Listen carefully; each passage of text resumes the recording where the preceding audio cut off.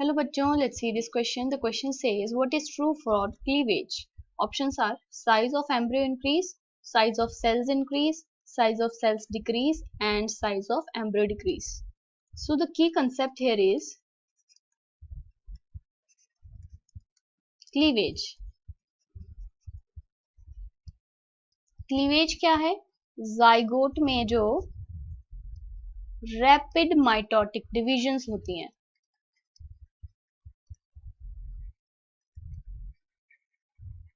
उन्हीं को हम क्लीवेज कहते हैं.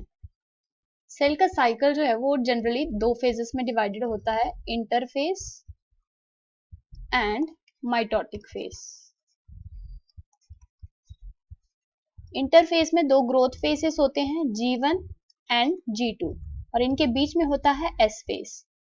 G1 G2 क्योंकि ग्रोथ फेजेस हैं तो यहाँ पे सेल का साइज ग्रो करेगा, उसकी ऑर्गेनेलीज की डुप्लीकेशन होगी एटसेट्रा. और S फेज में क्या होता है? डीएनए की रेप्लिकेशन होती है. अब क्लीवेज में क्या होता है? ये जनरली एम्ब्रियोजेनेसिस में होती है,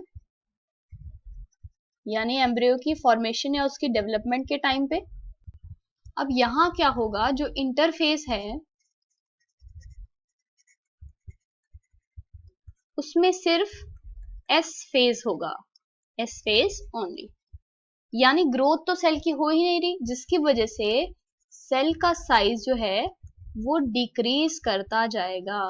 अब क्योंकि ग्रोथ फेज, ये इंटरफेस सबसे लॉन्गेस्ट फेज होता है, उसमें भी ग्रोथ फेज सबसे बड़े होते हैं, जिसकी वजह से सेल साइकिल बहुत ही फास्ट होता जाएगा. इसलिए हम इसे कहते हैं रैपिड माइटोटिक डिवीजन, जिसमें सेल साइज क्या करेगा? डिक्रीज करता जाएगा. देखिए, क्लीवेज शुरू होती है जाइगोट से, जाइगोट.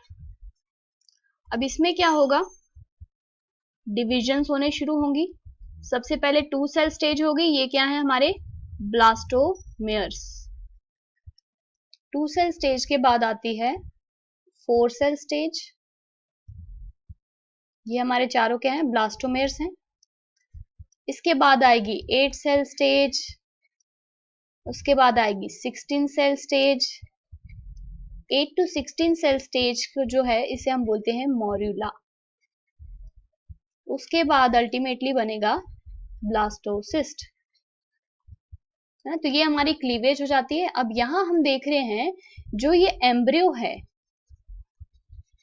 इसका साइज जो है वो कांस्टेंट रह रहा है, जबकि सेल का साइज डिक्रीज करता जा रहा है. Now let's see our question. Question पूछा है what is true for cleavage.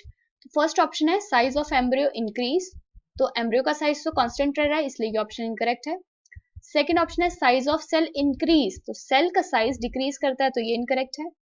Third option है साइज ऑफ सेल डिक्रीज, तो ये ऑप्शन हमारा करेक्ट हो जाता है क्योंकि सेल्स का साइज डिक्रीज करता है. फाइनल लास्ट ऑप्शन है हमारे पास साइज ऑफ एम्ब्रियो डिक्रीज, तो एम्ब्रियो का साइज कांस्टेंट रह रहा है, इसलिए ये भी इनकरेक्ट हो जाता है. So the final answer is option C, size of cells decrease. Hope you understood it well. Best of luck.